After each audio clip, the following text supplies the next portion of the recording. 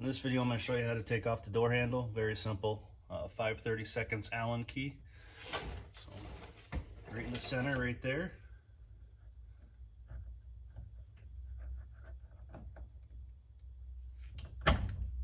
Pops off just like that.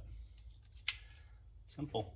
And when you go to install it again, now the gears don't really have a certain way they line up, so whatever way you're comfortable with, whatever way looks good to you.